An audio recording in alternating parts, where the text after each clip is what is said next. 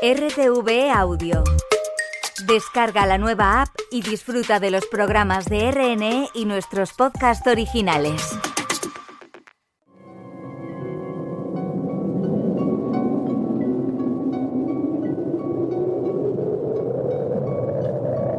Solo cuando el túnel está en la más absoluta oscuridad es cuando puede volver otra vez la luz.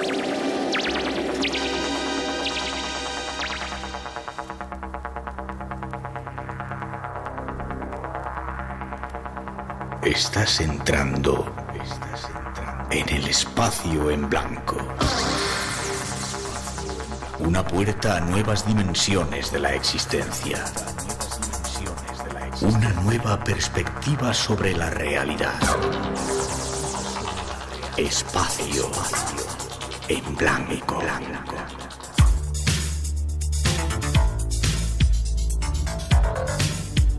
Una producción escrita y dirigida por Miguel Blanco.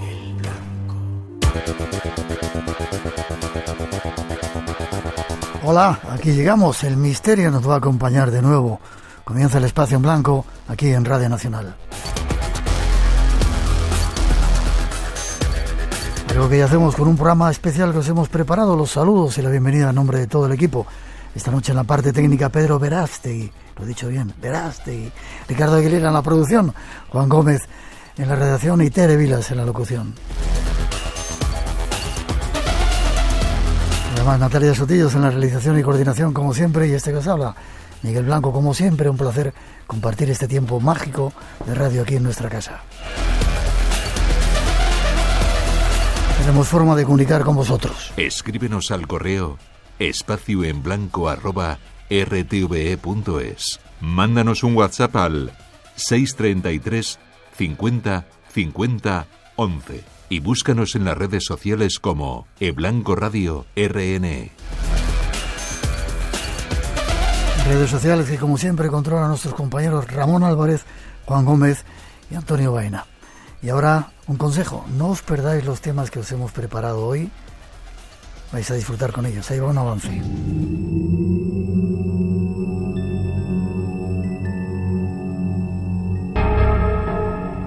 Esta semana, junto a nuestro invitado, nos vamos a enfrentar a los fantasmas más temibles de la historia. El fantasma del niño nos aterra e incomoda. Nos susurra, con su cuerpecito pálido bajo la luz de la luna, que él ha muerto a deshora y que, por tanto, tampoco existe la certeza de un mañana para nosotros.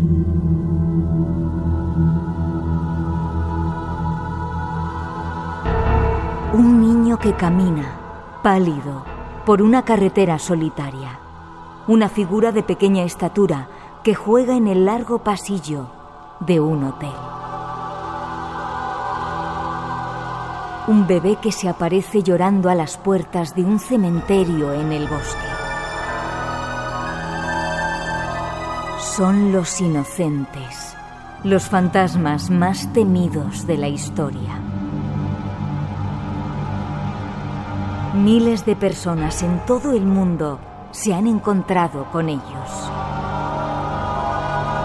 El miedo que provocan no se parece a ningún otro, quizás porque el fantasma de un niño es un espejo en el que se refleja nuestra propia fugacidad. De fantasmas, de niños aterradores, vamos a hablaros ahora, y lo haremos con un especial invitado que los ha investigado en primera persona.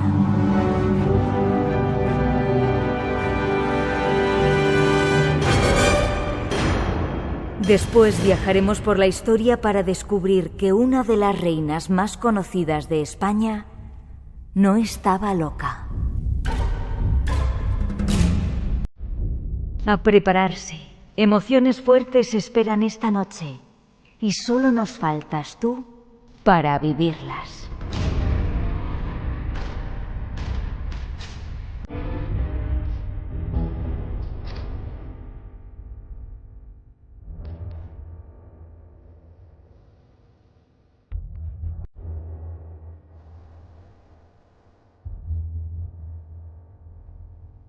Ahí está un avance de los temas, alguno de ellos muy, muy inquietante.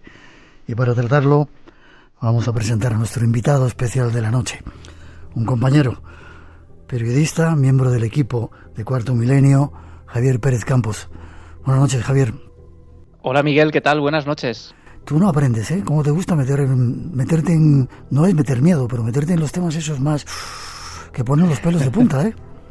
Bueno, esta vez, fíjate, ya hemos contado unos cuantos misterios aquí en Espacio en Blanco, que siempre es una maravilla y un lujo, porque uno no viene solo a contar historias, ¿no?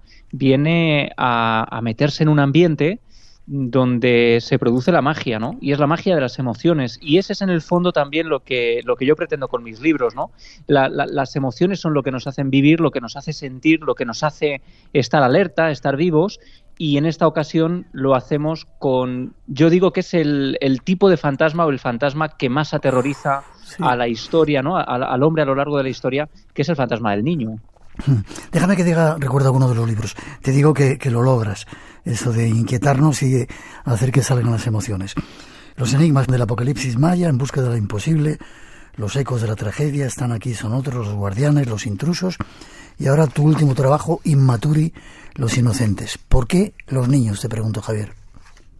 Bueno, todo surge como en torno a una gran pregunta, ¿no? Que es ¿por qué nos da tanto miedo el fantasma de un niño?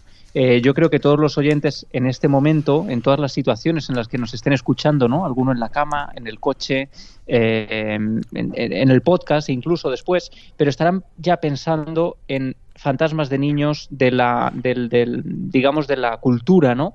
Esas gemelas que se dan la mano en El Resplandor al final de un pasillo, ese niño que tira la pelota al final de la escalera, el pequeño que ha muerto, ¿no?, por la caída de un obús en El Espinazo del Diablo y regresa, casi como una especie de condena reiterativa. Y claro, de todo eso surge la gran pregunta, que es ¿por qué nos produce tanto miedo especialmente el fantasma del niño? Y yo hago un viaje en Inmaturi, en este libro que acabamos de publicar en Planeta, digamos que a través de la historia, desde hace miles de años, para demostrar que el fantasma del niño ha sido siempre el más temido, para ver cómo todas las culturas se han protegido de su retorno y para conocer los casos actuales de personas que hoy en día afirman haberse encontrado con ellos, ¿no? Eso es parte de lo que os vamos a contar esta noche. Ya veréis qué inquietante, y quizás sepamos por qué dan tanto miedo a los niños.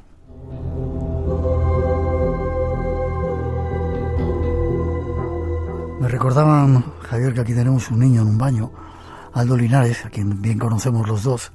Ha venido alguna vez al programa, y hay un baño aquí en Radio Televisión donde hay un niño que juega a la pelota. Quizás tengas que venir a contar la historia, ¿vale?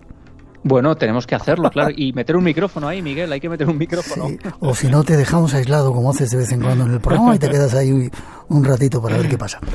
Este es nuestro invitado. Nos vamos con algunas de las películas que ha dicho tratar temas de esos que dan algo de miedo.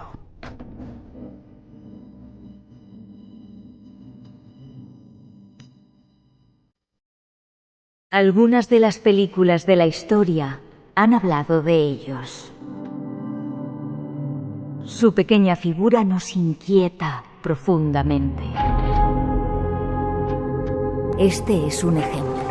Eres la niña que mató el carro del carbón. No.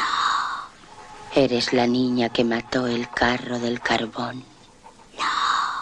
Estamos aquí para ayudarte. ¿Cómo te llamas? Esa casa no debe ser habitada. Nadie ha podido vivir en ella. Esa casa no debe ser habitada. Esa casa no debe ser habitada. No quiere que la habite nadie. ¿Cómo te llamas? Joseph. Has muerto en esta casa, Joseph. Casa. Mi habitación. Está con nosotros. No puedo caminar. ¿Quieres decirnos por qué no puedes caminar? Has muerto en esta casa. Mi habitación. ¿Cómo has muerto? Esa casa ¿Cómo has muerto? Por favor. ¿Cómo has muerto? Sagrado Corazón.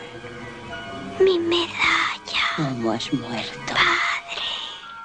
El pozo. Me llamo Joseph Carmichael. Al final de la escalera, una terrorífica película en la que un niño fantasma era el protagonista. ¿Tan solo una ficción o existen casos reales? Nuestro invitado nos cuenta. Te pregunto antes de que empieces a contar historias, ¿te gustan las películas de terror? Esta de la final de la escalera, tremenda, ¿eh? Me encanta. Además, creo que es de mis películas favoritas, porque ¿no? Te deja con la duda constantemente, vas descubriendo poco a poco como el protagonista, ¿no? Como si fueras el propio protagonista, y la historia es terrorífica, ¿no? Este pobre Joseph que muere en una habitación sellada y tapiada, ¿no? Tiene muchos ingredientes icónicos. Sí, señor. También es de mis favoritas. Vamos con algunos de los temas que tocas en el libro. El primer fantasma que está relatado, el de Augusto. Creo que hablas de un fantasma que se llama Augusto. Sí, fíjate, Miguel, esta es una cosa muy bonita, ¿no? El libro, de alguna manera, nace a la vez que nacen mis hijos. Cuando nacen mis hijos hace 3 años, nacen prematuros, ellos son mellizos y nacen 2 meses antes de lo esperado. Por tanto, mi mujer y yo nos vemos en la UCI neonatal durante mucho tiempo, durante prácticamente un mes. Nuestros niños, por fortuna, ¿no?, salen adelante con facilidad, pero allí vemos muchas cosas, y la muerte de alguien que acaba de nacer nos golpea de manera cercana, y lo conocemos bien, ¿no?, por gente que está allí pasando por una situación delicada.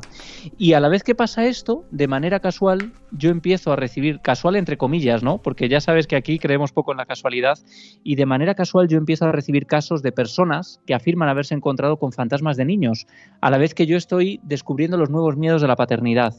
Y una de las historias precisamente que yo conozco una noche de casualidad es esta, la del niño Augusto, que sería la primera historia de un niño fantasma registrada en nuestro país. Fíjate qué impresionante, ¿no? Nos tenemos que remontar al siglo VI.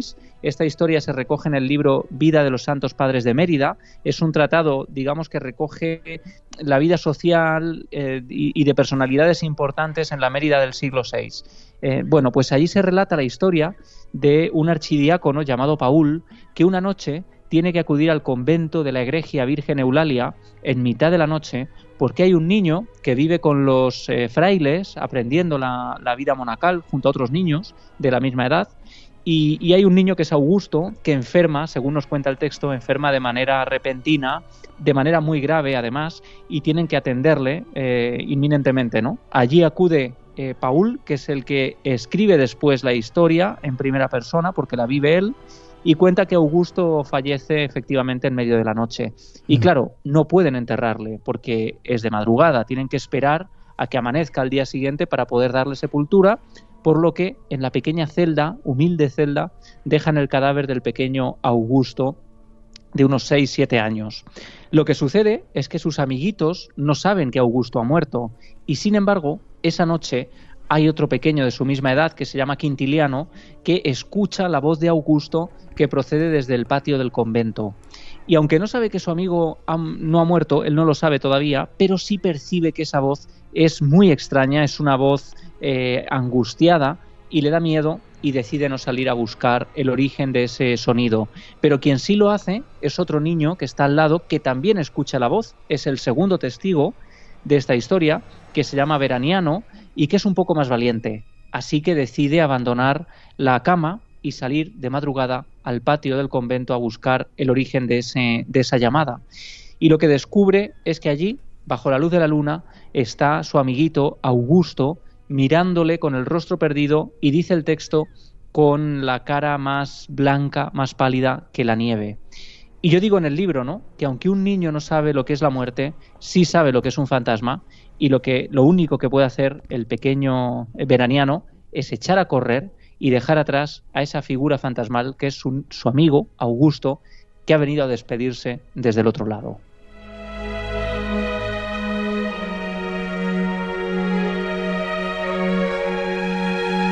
Ya hemos comenzado con casos de la historia.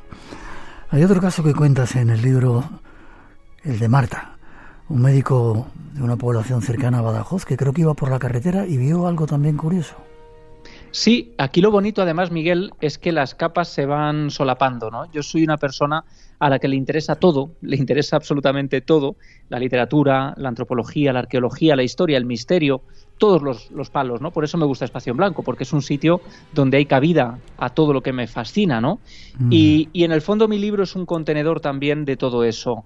Y digamos que lo bonito es descubrir que bajo las capas del misterio, después hay capas que se pueden ir confirmando, que pues puede ser, por ejemplo, la arqueología, ¿no? Ahí tenemos en el caso de Augusto, yo después voy a descubrir, y eso lo cuento en el libro, que en el lugar exacto donde el libro ubica la muerte de Augusto y donde pasó todo esto en el siglo VI, pues resulta que los arqueólogos han encontrado evidencias, han encontrado literalmente tumbas de niños del siglo VI. Wow. Por tanto, quién sabe si esa podría ser la tumba de un fantasma, ¿no? Y precisamente la historia de Marta es también una historia que tiene que ver con la tumba de un niño, porque Marta es una médico que trabaja en un pueblito en Solana de los Barros, a las afueras de Badajoz, y todas las mañanas, muy temprano, sale de Badajoz con su coche rumbo a la consulta, ¿no? Y una noche como otra cualquiera, ya por estas fechas, finales de octubre, principios de noviembre, con esas mañanas cada vez más tardías, amanece cada vez más tarde, aún no han cambiado la hora, pues dice ella que en plena noche, oscuridad total, 6 de la mañana, los faros del vehículo iluminan a pocos metros del coche unas piernecitas pálidas que caminan, ¿no? Que caminan en la misma dirección hacia la que se dirige ella. Automáticamente aminora la marcha y lo que ve ya es a un niño de espaldas que camina por el arcén derecho, que parece llevar una túnica blanca con un cíngulo, un cinturón dorado a la altura de la cintura, va descalzo, la ropa está sucia y le hace pensar inevitablemente que está ante un niño disfrazado de esclavo romano, porque es lo mismo que ha visto en tantas películas. Claro, le extraña, hace mucho frío, el niño va descalzo, lleva esa túnica como única vestimenta, por tanto, cuando le está rebasando y ya está a punto de disminuir la marcha por completo para subirle al coche, se da cuenta de que el niño no tiene cara, de que lo único que hay debajo del flequillo es una oscuridad absoluta que parece verter hacia el cosmos, ¿no?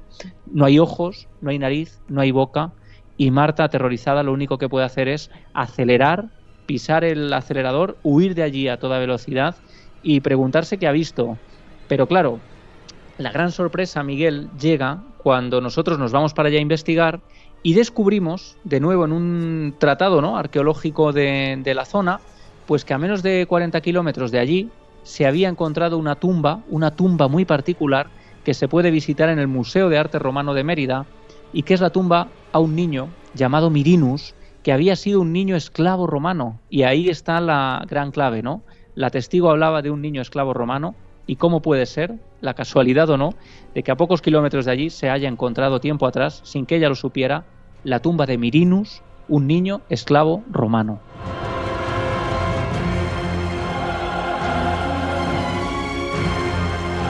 La mayoría de los casos, Javier, son casos investigados por ti, ¿no? Has preguntado a los testigos, te has relacionado con ellos. Sí, son casos además que me han hecho viajar, ¿no? Ir a conocerles, salen las fotos de los testigos, en el libro hay un cuadernillo a color y yo creo que es importante, ¿no? Porque de alguna manera, al poner rostro al testigo, estás dejando de lado la posibilidad de que todo sea un fraude o de que sea una imaginación, es decir, estás viendo que hay alguien ahí que da la cara, que te está contando los hechos tal y como él los vivió y que además, esto es curioso, Miguel, pero ninguno entra ya a interpretarlos. Ellos dicen, esto es exactamente lo que vi, yo lo sé, lo recuerdo a la perfección y lo que no puedo decirte es si yo vi un fantasma, ¿no? Ya es cada uno el que tiene que entrar a valorar las posibilidades diferentes que se abren ante estos relatos. Hay muchos capítulos en este libro que llaman la atención. Otro de ellos, estoy siguiendo un poco un orden de algo que nos han mandado, las madres vengativas. Wow, madres que han perdido a sus hijos. Sí, fíjate, yo digo que en el fondo el terror al niño, ¿no? Al niño fantasma es un miedo a lo más terrible que nos puede ocurrir como sociedad, al mayor fracaso que tiene una sociedad, que es la muerte de un niño, ¿no? Y eso nos espanta. Pero ¿qué hay más doloroso que la pérdida de una madre hacia un hijo, ¿no? Una madre que pierde a su niño y de alguna manera el fantasma está vinculado con el dolor del que se marcha y el dolor del que se queda y no deja ir del todo, ¿no? Y hay una parte del libro que efectivamente habla de las madres vengativas, porque es curioso, pero es un fenómeno que se repite a lo largo de todas las culturas y a lo largo de toda la historia. En España hay un ejemplo clarísimo, que es el de la portuguesa. Cuenta la historia que la portuguesa era una mendiga de Portugal que llega a Badajoz y que cruzando la vieja Nacional 5, muy cerca de la base aérea de Talavera la Real, que tú conoces bien, pues precisamente allí es atropellada por un vehículo que se da la fuga y la deja desangrándose en medio del arcén con su bebé en brazos, ¿no? Y allí mueren ambos en ese lugar. Dicen que desde entonces muchos vigilantes incluso de la base aérea de Talavera la Real, que tiene una garita de guardia pegada a ese tramo de la Nacional 5 donde todavía se aparece esta mujer, han sido testigos de escuchar el llanto estremecedor en medio de la noche y que incluso algunos coches han tenido que detener la marcha de manera imprudente, incluso arriesgada, porque en medio de la noche una figura con un bulto en brazos cruzaba y después se desvanecía. Bueno, pues resulta, claro, muchos de los oyentes estarán recordando ahora la clásica leyenda de La Llorona, ¿no? La Llorona es una historia propia de México, donde lo que se nos cuenta, hay varias versiones, ¿no? Una dice que la mujer ahogó a sus hijos en un lago y desde entonces se aparece casi traumatizada por lo que ella misma hizo. Y luego hay versiones, fíjate qué curioso, ya hay crónicas del siglo XVIII donde se habla de que esta Llorona se había casado con un colono español que había tenido hijos y que él mismo había decidido darles muerte, ¿no? Y hay diferentes versiones sobre por qué se aparece esta Llorona. Pero lo interesante es que en toda Centroamérica hay historias recurrentes muy parecidas a la Llorona con diferentes nombres, ¿no? La Pucumán, la Sayona, la Sucia. Y después yo hago un rizar el rizo porque yo estuve también en Japón investigando el rico mundo de los fantasmas japoneses. Allí hay muchísimos tipos de fantasmas, los yokai, que se aparecen por múltiples motivos. Y uno de los más terroríficos es el fantasma de la Ubume, que es una madre que ha muerto dando a luz. Todavía, digamos, conectada por ese vínculo mágico y sagrado que es el cordón umbilical al bebé que no ha llegado nunca a nacer. Y sin embargo, cuentan ya en viejas crónicas incluso del Japón feudal, hay dibujos estremecedores en papel de arroz de esta Ubume, donde las mujeres que mueren durante el parto aparecen después a otras mujeres que acaban de dar a luz, y hay dos versiones de la leyenda. Yo creo que las dos son realmente estremecedoras. Una, se supone que la más amable, dice que la Ubume, llorando con su bebé en brazos, aparece algunas noches para alimentar a los bebés de las madres que están dormidas. Y hay otra versión, que es todavía, claro, más dramática, más aterradora, que es que dice que la Ubume viene a secuestrar, a llevarse a los bebés que acaban de nacer para que las madres sientan y empaticen con su dolor, ¿no? Y todavía hay zonas del Japón donde cuando muere un bebé, un recién nacido, se dice que ha sido raptado por una de estas Ubume. Wow. Javier Pérez Campos, nuestro invitado, programa especial hoy hablando de los Inmaturi, y hay mucho más para contaros. Lo desconocido te aguarda en un lugar. Espacio en Blanco con Miguel Blanco en Radio Nacional de España.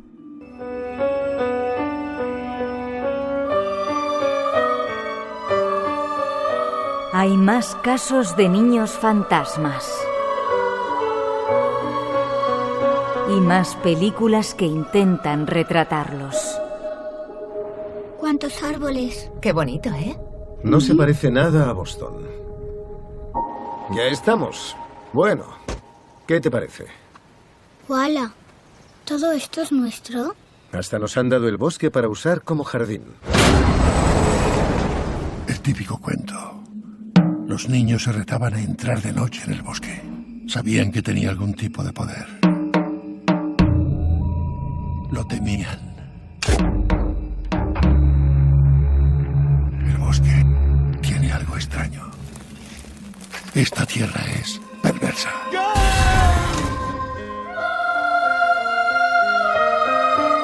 Una escalofriante novela de Stephen King sirvió de inspiración para realizar la película Cementerio de Animales. Esos sonidos nos servirán para conocer más casos reales de niños fantasmas. Seguimos con películas que seguramente te gustan. Pues fíjate, Cementerio de Animales, claro, está basada en un libro de King. Yo soy un fan absoluto de Stephen King, o sea, conozco muchísimo de su vida, lo he leído muchísimo. Y fíjate, poca gente sabe que tanto El Resplandor, ¿no? La novela más icónica, creo yo, de apariciones de niños, un niño en concreto, ¿no? En el Hotel Overlook, las gemelas del Resplandor, tal. Todo eso está inspirado en una experiencia real que tiene Stephen King, y Cementerio de Animales también, porque Cementerio de Animales está basada en una experiencia que tuvo Stephen King cuando en el año 78 se tiene que mudar a un pueblecito de Maine para dar clases un año en la universidad, y su casa está muy cerca de la carretera principal, y detrás de la casa hay un viejo cementerio de animales auténtico donde los niños del barrio enterraban a sus mascotas cerca de ese bosque, ¿no? Y allí muere su gatito Smokey, atropellado, y él decide enterrarlo al lado del cementerio de animales, y tuvo que explicarle a su hijo pues lo que había pasado, ¿no? Lo que era la muerte y lo que le había sucedido al pequeño. Y Owen, su hijo, en ese momento, pocos días después, dice ver al pequeño Smokey, que había sido recién enterrado, muy cerca de la casa, como si hubiera resucitado en el cementerio de animales. Claro, había un vecino que tenía un gato muy parecido y Owen había fantaseado con todo eso, pero claro, la semilla ya estaba sembrada en la mente de este escritor para crear una novela que es terrorífica, ¿no?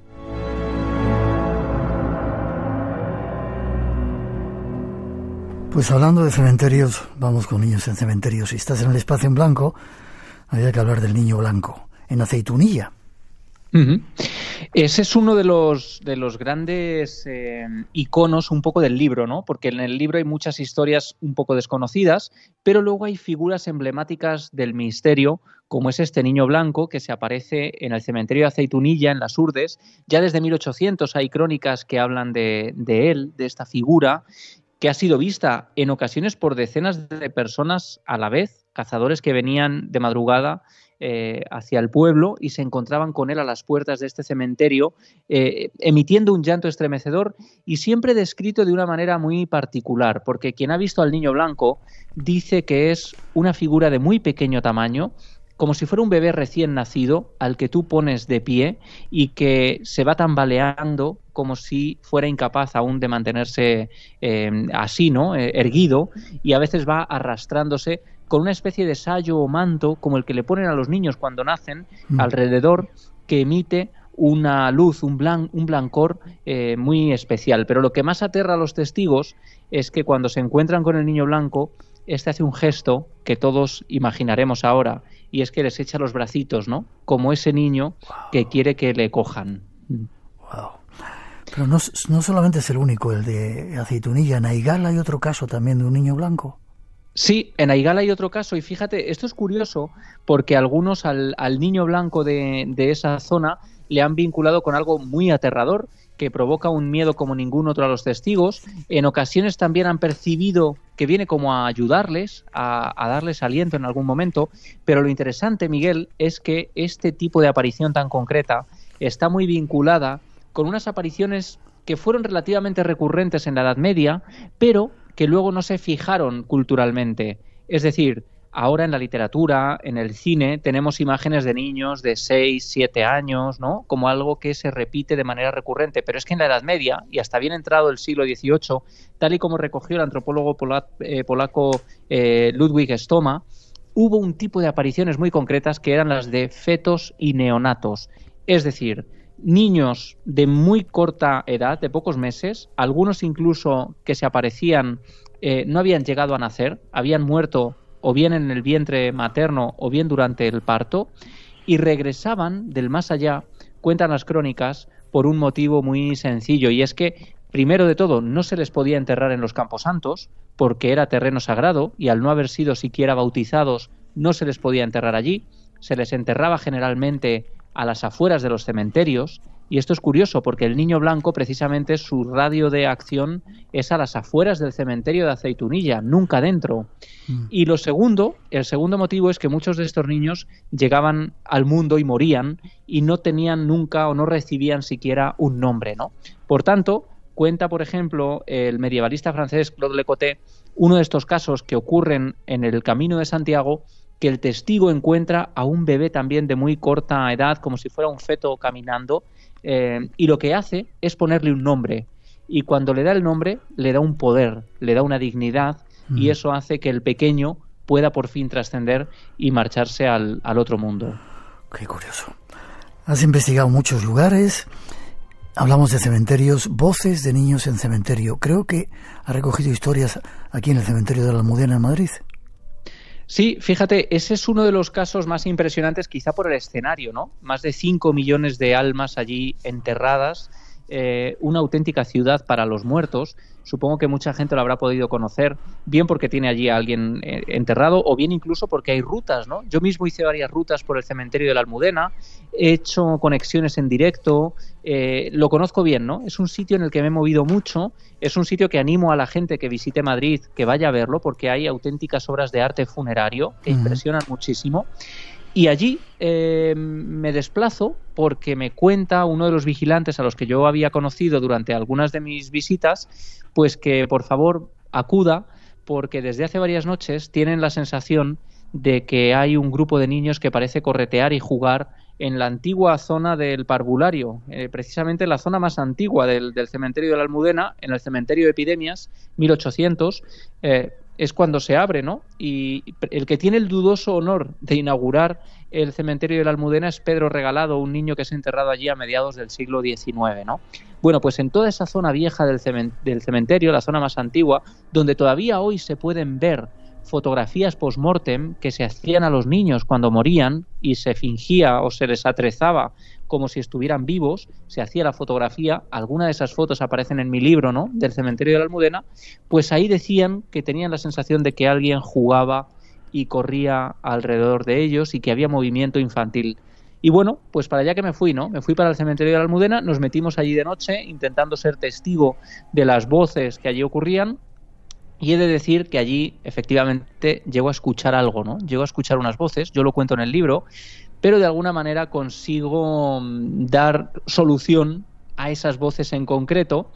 Y es un capítulo que tiene un punto un poco oscuro, ¿no? Un poco inquietante, y tiene también un punto casi divertido y que rompe un poco porque, claro, ten en cuenta que yo voy conduciendo con mi coche a solas por ese cementerio, se sube de pronto el vigilante conmigo y él me va guiando y vamos conduciendo entre cientos y cientos de tumbas en un lugar donde no hay absolutamente nadie, y a mí se me ocurre de repente hacer un stop, ¿no? Yo hago el stop ahí porque lo llevo en la sangre, casi de como un trauma de cuando me saqué el carnet, y hago el stop. Y el vigilante, que era muy peculiar, se me queda mirando y me dice: pero chico, ¿qué estás haciendo? Si estamos solos, aquí no hay nadie, ¿no? Y bueno, pues seguimos conduciendo hacia esa zona vieja del Camposanto y descubrimos que había, fíjate, una camada de gatitos que había anidado dentro de una tumba que estaba rota, que estaba abierta, y allí se producían unos ruidos que yo te puedo garantizar que en medio de la madrugada, en un sitio como es, en el cementerio, con luces a veces de vela titilando en la lejanía, pues ponía la piel de gallina. Seguro. Inmaturi, Los Inocentes, esta noche.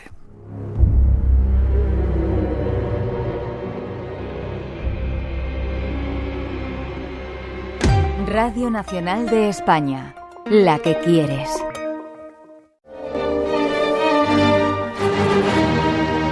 ¿Te suena? Escucha, esto te interesa. La Orquesta Sinfónica y Coro de RTVE ponen a la venta por primera vez su abono joven. Descubre los importantes descuentos que tenemos para promover la música sinfónica y de cámara entre los menores de 35 años. Abonos de 5 y 10 conciertos a elegir del ciclo sinfónico. ¿A qué esperas? Hazte con ellos en las taquillas del Teatro Monumental de Madrid y en la web teatromonumental.es. Un abono que te considera joven pasados los 30. ¡Corre! ¡Aprovecha! Y recuerda, Jardines en el bolsillo, los domingos a las 4 de la madrugada. RTV, la que quieres.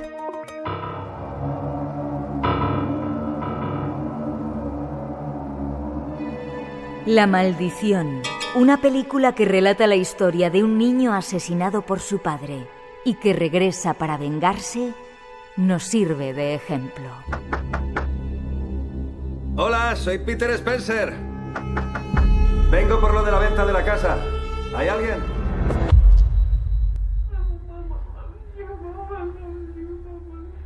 ¿Hola? Inspectora Moldon. Soy Peter Spencer. Me ha pasado algo en el 44 de Raymond Drive. Una persona fue asesinada en la casa. ¿Por qué nunca entras allí? Tiene algo que nunca me ha gustado. Parece que tenemos otro. ¿Crees que el cadáver hallado guarda relación? Hola. Entré en la casa. Hola. Departamento de Policía.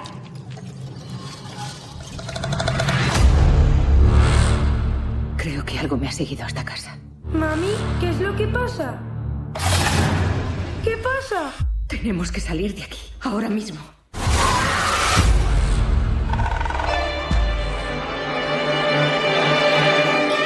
Son terroríficas historias de ficción llevadas al cine. Pero la realidad es a veces mucho más aterradora. Escuchemos algunos casos reales más. ¿Estás a gusto, Javier? Muy a gusto. Desde luego yo no compraría una casa demasiado barata. No, de verdad que no. ¿Cómo protegerse? Hay una parte en el libro que hablas de anclar a los niños a sus tumbas. Se han encontrado cosas espeluznantes con cadáveres de niños. Fíjate, esa es la parte, digamos, más antropológica, histórica del libro, porque el libro es un viaje en muchas direcciones, ¿no? Hay un momento en el que yo digo que en el fondo este viaje es como el enorme tronco, ¿no?, de un árbol sagrado del que surgen muchas ramas que nos van aproximando a diferentes posibilidades y no sabemos cuál de ellas es la verdad. Pero sí sabemos que desde hace miles de años a los niños especialmente se les enterraba de manera distinta. Y en España tenemos buenos ejemplos de ello. Hay unas fotos que yo muestro y unos grabados de cultura talayótica, Edad del Bronce, en Mallorca, donde se enterró a unos niños en unos abetos, en unos troncos de árbol vaciados, unos troncos de árbol que, por cierto, no estaban en esa parte de la isla, que se llevan allí ex professo por algún motivo que desconocemos. Allí se introducen a los niños y después esos troncos, a su vez, son llevados a las cuevas de Somborna, casi en un precipicio, en una zona muy inaccesible, de difícil acceso, como si estuvieran apartándolos por completo de la sociedad, ¿no? Mientras al resto de adultos se les enterraba con naturalidad o con relativa normalidad en las necrópolis, ¿no? Y esto ha pasado a lo largo de toda la historia. En el sur de España, en Cádiz, yacimiento de Baelo Claudia, tenemos niños que aparecieron de época romana, siglo I, enterrados dentro de ánforas, dentro de vasijas que hacían la función de contenedores de espíritu, y esto ocurre también pues en época en el centro de España, época también romana, prerromana incluso, en la Sagra, Toledo, niños dentro de pequeñas urnas, ¿no? Atrapados ahí para contener el alma, y lo más llamativo son esos clavos, ¿no? Esa forma de anclar el alma a la tierra que tú referías, Miguel, que tiene que ver con un rito de anclaje, ¿no? De esos enormes clavos de gran tamaño, que no eran los clavos que fijaban la tapa al ataúd, digamos, eran clavos especiales, especialmente largos, que conectaban el cuerpo del difunto a la tierra, y era una manera de evitar así su regreso. Y esto se ha producido en toda España. Yo muestro buenos ejemplos de ellos, especialmente con niños, y a lo largo también de todo el mundo, donde hace poco en Polonia precisamente se ha encontrado todo un cementerio infantil donde todos los niños habían sido sometidos a rituales de este tipo. Luego te voy a preguntar si hay forma de protegerse de todo esto. También hay fotos en muchos cementerios de niños recién muertos, ¿no? Hubo una moda, una temporada en Europa y en el mundo de sacar fotografías de los difuntos que se ponían ante los ojos de todo el público, ¿no? Tremendo esto, ¿no? Sí, fíjate, es algo que nos impresiona, ¿no? Claro, hoy en día todos llevamos un teléfono en el bolsillo y hacemos fotos de cualquier cosa, ¿no? Pero en un tiempo en que la fotografía era algo inaccesible para la mayoría de los mortales, pues se utilizaba para los momentos más especiales, y uno de ellos era cuando un familiar moría, siglo XIX, incluso, ¿no? Hay fotografías y hay buenos coleccionistas en España de este tipo de fotos.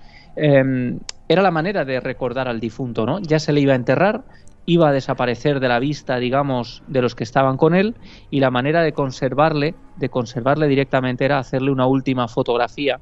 Y esta buena muestra de la tanatografía, de esas fotografías de los muertos, pues forma parte también del mundo infantil, ¿no? Porque había mucha mortalidad infantil y los niños aparecen en buena parte de esas imágenes que a veces impresionan, ¿no? Yo en el libro he evitado poner mucho de ello, aunque hay una que es muy llamativa. Y luego todo tiene que ver también con la época victoriana, con el nacimiento, digamos, del luto como algo que se institucionaliza, ¿no? Con la reina Victoria, el nacimiento la muerte del príncipe Alberto, y toda una corriente incluso de joyería funeraria, de joyería capilar, yo llego a encontrar en una investigación hace tiempo, detrás del marco de una foto de una niña muerta a principios de 1900 en Cuba, me encuentro una maraña de pelo que estaba ahí perfectamente guardada, perfectamente custodiada, y resulta que era pelo de esa niña que llevaba más de 100 años muerta, y el pelo era la única muestra física de que esa niña había existido. Increíble.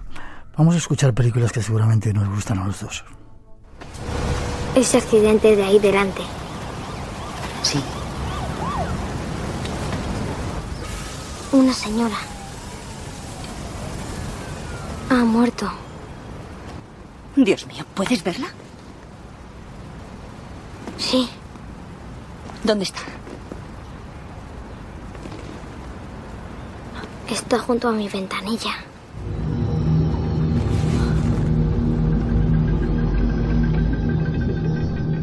El sexto sentido, otra película que ponía los pelos de punta, ¿eh? Impresionante, yo creo que es uno de esos clásicos y que tiene momentos terroríficos, y para mí era ese momento, ¿no?, en el que él se acaba de despertar y necesita ir al cuarto de baño. ¿Cuántas veces de niños no hemos sentido ese miedo y esa necesidad fisiológica de abandonar la cama, y a su vez ese escalofrío casi, ¿no?, que viene desde la espina dorsal, que dice: no salgas, quédate aquí al resguardo de las sábanas? Sí. He querido poner esa película para hablar de niños guardianes. Hablas también en tu libro de algunos casos de niños guardianes. Sí, eso es lo bonito además, Miguel, porque en el fondo el libro es un viaje que evidentemente se adentra en la oscuridad de estos casos y en el miedo, y que a veces da un poco de miedo, porque no a propósito especialmente, pero porque es inevitable, ¿no? Porque estas figuras nos inquietan. Pero la parte final del libro es más amable quizá, y es a propósito el final y no el centro del libro, pues para intentar que el lector al final se quede con una buena sensación, ¿no?, de algo un poco esperanzador. Y es que precisamente muchos ángeles de la guarda han sido representados como niños, ¿no?, en todas las religiones, los querubines, pero no por casualidad. Existen multitud de casos de personas que cuando estaban a punto de morir o cuando lo habían perdido todo, han recibido una ayuda que no saben de dónde procede, pero que se manifiesta con la apariencia de un niño. Y yo cuento varios casos, desde el mítico Principito, la historia que podría haber detrás de la creación del Principito, el libro más leído de la historia, el más traducido. Antoine de Saint-Exupéry, su autor, vive una experiencia literalmente idéntica a la que se cuenta en el Principito, cuando se queda tirado con su avioneta un 30 de diciembre del año 35 en las arenas del desierto del Sáhara, y allí tiene un encuentro misterioso. Él habla de alucinaciones visuales y auditivas, un desdoblamiento casi de su propia voz infantil que le alienta y le anima a seguir adelante, y cuando regresa de ese viaje empieza a dibujar de manera compulsiva los primeros bocetos de lo que será El Principito, y lo que poca gente sabe es que esos primeros bocetos, el niño tenía unas alas a su espalda, y en el libro aparece uno de esos bocetos, que nos ha costado mucho conseguir los derechos para incluirlo en el libro, pero lo hemos conseguido, y ahí aparece el Principito con unas alas a su espalda como si fuera un ángel de la guarda. Y cuando le preguntaban a Antoine de Saint-Exupéry quién era ese niño al que no paraba de dibujar constantemente, él decía que era un hombrecillo al que debía especial gratitud. Yo tuve la oportunidad de estar en el lugar donde tuvo ese accidente de Antoine de Saint-Exupéry y me contaban esa historia allí en el desierto. Tremendo. Qué bueno, qué bueno. Déjame que escuchemos otra última película. Nos queda muy poco tiempo, desgraciadamente. ¿Promete que vas a volver al programa a seguir con historias? Hombre, por supuesto, claro que sí. Tenemos que contar muchas cosas en este programa. Seguimos con otra película. Para algunas personas, la soledad y el aislamiento llegan a ser un problema. No para mí. ¿Qué me dice de su mujer y de su hijo? ¿Cree que se amoldarán tan fácilmente? Les gustará. ¿De verdad quieres ir a vivir a ese hotel todo el invierno? Sí, claro. Lo pasaremos muy bien. ¿Y qué dice Tony? Él también querrá ir al hotel, supongo. No, yo no, señora Torrance. Tony, ¿por qué no quieres ir a ese hotel? No lo sé. Venga, Tony, dímelo. El Resplandor, otra película que pone los pelos de punta y que quiero que nos sirva para hablar brevemente de los amigos invisibles. ¿Qué cantidad de niños tienen eso, verdad? Bueno, es fascinante, ¿no? Porque el término amigo invisible, yo creo, Miguel, que es un término que a muchos padres nos da cierta calma, que lo crea la psicología infantil y que sirve más para aplacar el miedo de los padres. Pero yo cuento en el libro algunos casos, que podemos ahondar en ellos otro día si quieres, de niños que dicen jugar con amiguitos invisibles y que todo está bien y todo se encuadra dentro de ese fenómeno, hasta que en un momento determinado los propios padres se convierten también en testigos de estas apariciones. Y ahí es cuando ya la imaginación infantil no puede servir para explicar algo que parece todavía más rotundo y más misterioso y nos desafía con mayor fuerza. Cierto. Y esos niños que tienen, o esos padres que tienen cámaras que están viendo a los niños para vigilarles en su otra habitación y son capaces de ver sombras que están como vigilando o entrando en la habitación del niño también para poner los pelos de punta, ¿eh? Bueno, yo, mira, cuando me compré una camarita de estas, cuando nacieron mis hijos, te juro que lo pasaba muy mal, porque claro, me venían a la mente todos esos padres iguales que yo, que había entrevistado y que decían que a través de esa cámara habían visto a figuras que en medio de la noche se colaban en la habitación para darle un beso al niño, ¿no? Pues cuando subían, allí no había nadie, y a través de la videocámara, incluso uno nos decía que a través de la cámara veía a un bebé amortajado en esa habitación. Era la misma habitación que la de su hijo, pero el bebé que veía no era el suyo, era un niño amortajado, imagínate, ¿no? Wow. Se nos han colado cientos de historias, pero antes de despedirte, ¿la que más te ha llamado la atención que hayas investigado, brevemente, si puedes contarla?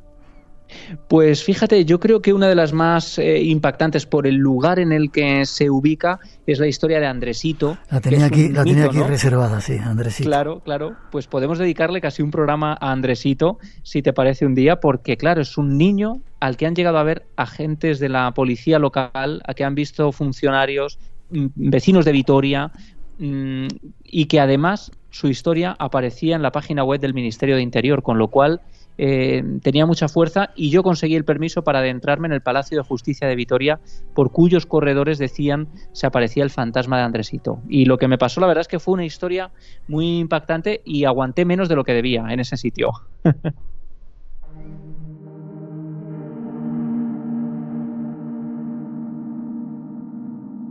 Pues ya nos lo contarás como la segunda parte de este Inmaturi. Quizá todo esto también, aparte de que de miedo, también la esperanza, ¿no? La esperanza de que la conciencia, el alma, vete a saber, queda después de la muerte y está ahí. Eso es lo bonito. Yo creo que al final el fantasma del niño viene a decirnos también que si él ha muerto a deshora, tampoco existe la certeza de un mañana para nosotros, ¿no? Y quizá eso es lo que más nos aterra, pero ese es también el mensaje. El mensaje más claro nos lo trae el fantasma del niño, que viene a decirnos: todo es ahora. Esto es todo lo que tenemos. Aprovecha tu vida. Abel Pérez Campos, como siempre, genial. Forma de contacto contigo y sigue escribiendo, ¿vale? Ponte enseguida para los próximos libros y la segunda cita que vamos a tener en el Espacio en Blanco de estos Inmaturi, si quieres.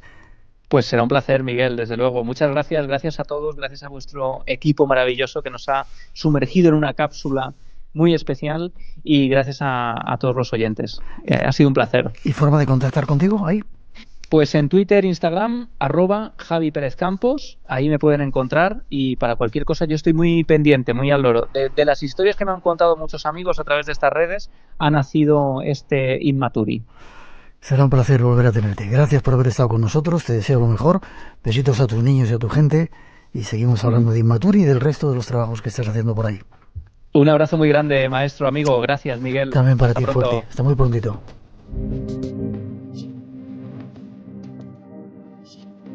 Si te gusta el misterio, lo desconocido, tienes una cita con nosotros. De 2 a 4 de la madrugada, del sábado al domingo. Espacio en Blanco, con Miguel Blanco, en Radio Nacional.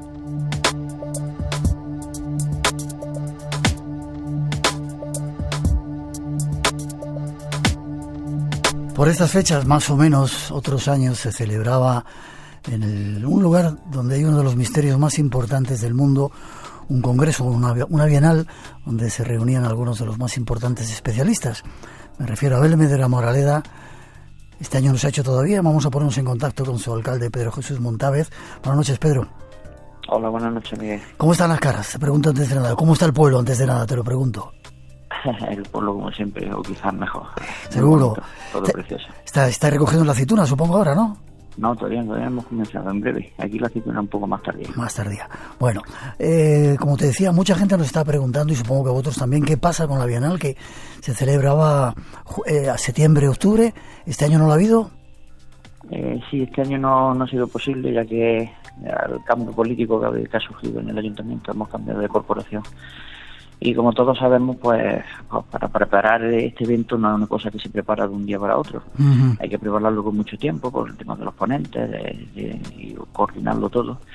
Y claro, cuando nosotros nos pusimos en marcha ya era el mes de julio o agosto y ya era prácticamente imposible. Uh-huh. Entonces lo hemos estado estudiando y se va a posponer para el mes de marzo, se va a hacer. La fecha concreta no está todavía, ya está por determinar. Sí. Pero que en el mes de marzo, si Dios quiere y no pasa nada, pues daremos otro nuevo evento, ¿vale? Perfecto. ¿Sería la tercera bienal? No llevo la cuenta, ¿la cuarta o la tercera? Yo creo que es la tercera. Yo creo que es la tercera también. Atentos, todos los que preguntabais qué pasa con Belmez de la Moraleda, sigue vivo, va a haber bienal, será para el año que viene, marzo más o menos, y preparados. Sí, perfecto. Y decía preparados porque va a haber muchas y muy buenas sorpresas seguro, ¿verdad, Pedro? Exactamente. ¿Forma de contacto para la gente que se quiere informar? Pues para la gente ya la forma de contacto pues más normal ahora mismo son las redes sociales, tanto Facebook como Instagram, las páginas oficiales de Ayuntamiento Belmez de la Moraleda. Pedro, te lo agradezco, nos seguiremos viendo, el fenómeno sigue vivo, bueno, el fenómeno más importante de la historia enigmática del mundo sigue estando en Belmez de la Moraleda e informaremos de las nuevas fechas. Un abrazo y adelante. Muchas gracias, Miguel. Buenas noches. Un abrazo fuerte hasta ahora.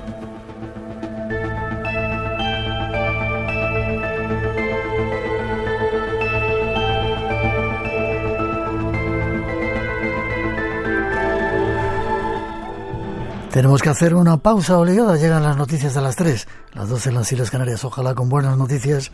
Tras ellas regresamos. Hay muchos más enigmas esperando. No os perdáis la segunda hora que tenemos preparada. Llega con temas interesantes, por ejemplo, la historia de una reina, una de las más importantes de España, que decían que estaba loca. Nuestras invitadas nos traen datos que seguro que van a cambiar la historia sobre ella.